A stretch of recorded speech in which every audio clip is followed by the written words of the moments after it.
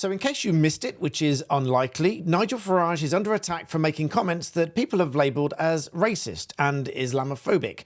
Now, whether you like Nigel Farage and support him, or whether you despise him, I'd like you to cast that aside for a moment and listen objectively to what I have to say here, because I'm an advocate. I will speak out for anybody, regardless of what they're saying, regardless of whether I agree with their views or not.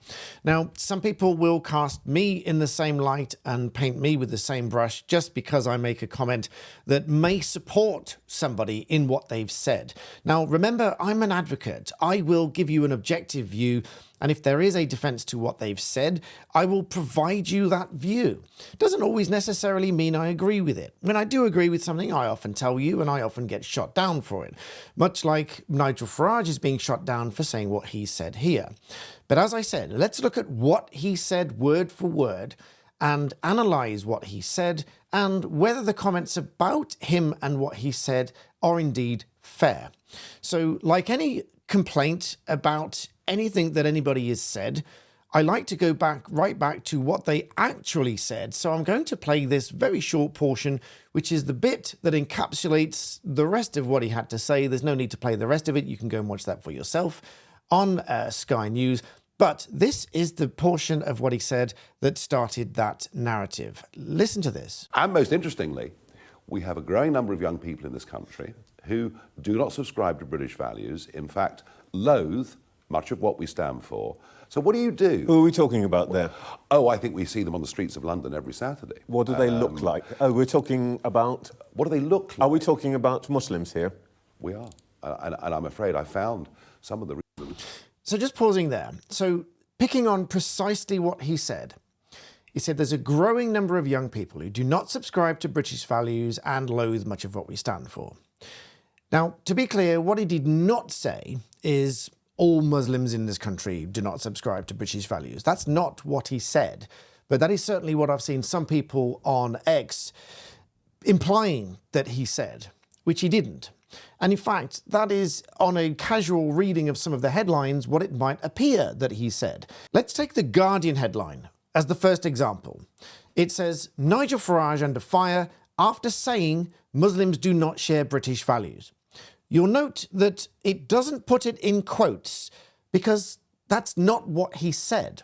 If that were what he said, then the headline would put that phrase in quotes, because Nigel Farage did not say what some people might infer, which is all Muslims do not share British values. That is not what he said.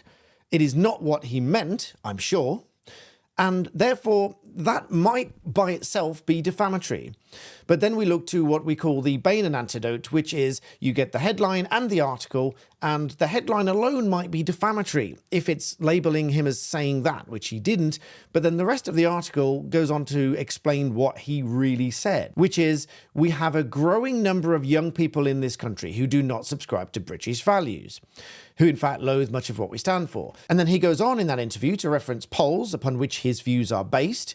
And I've seen some of those polls, and I've seen some videos myself where some people just do not support British values. So that is absolutely true for some people in this country, and Nigel Farage is free to say that. But saying that by itself does not make him racist. Now, the Sky News headline was a little bit more neutral in that it said Nigel Farage called out for blanket accusation, which is in quotes because that was put to Nigel Farage. It was put to him that it was a blanket accusation. As he says, growing number of Muslims loathe British values. So that was more neutral in the headline and more accurate as to what was actually the exchange between the two. And he was called out by Trevor Phillips. But let's take Trevor Phillips by way of example. In that interview, Sky News says that Trevor Phillips has called out Nigel Farage for what he said, which many people have now said is racist. But let's take a look at something that Trevor Phillips is reported to have said some time ago in 2016. He's reported here to say that it's disrespectful to assume that Muslim communities will change, and he claims that Muslims see the world differently to the rest of us. And the big bold headline here quotes Trevor Phillips to say Muslims are not like us and we should just accept they will never integrate. Now again, I think that could be true. Some people might just not want to integrate, and that is their choice.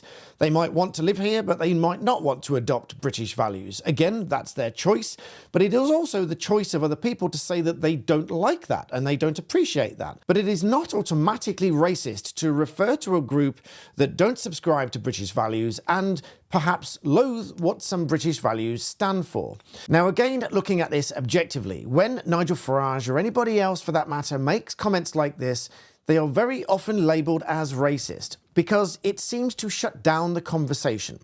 Whereas we have the freedom of expression, there should be conversation, and if there are genuine concerns, and particularly when there are polls or there are programs done by TV companies or reports done by news companies, nobody is necessarily labelling the TV company or the newspaper as being racist or Islamophobic because they are just conducting reports, they're conducting polls, and they are reporting on what those polls show.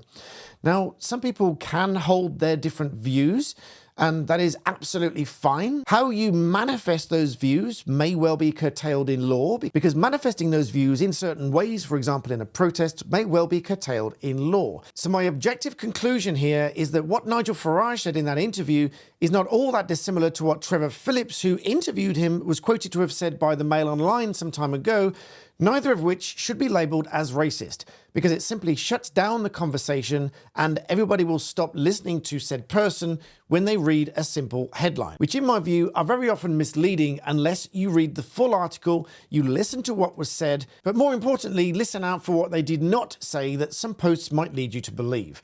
So I understand everyone will have different views about this, and that is exactly the point. Different views are discussion. But as soon as somebody is given a label, very often people stop listening to that person, and that ends the discussion. And so as always with these things, I would suggest that you listen to them with a very open mind, or you don't listen to them at all. So with that, leave me your thoughts respectfully, please, in the comments, and thank you for watching, and I'll see you next time.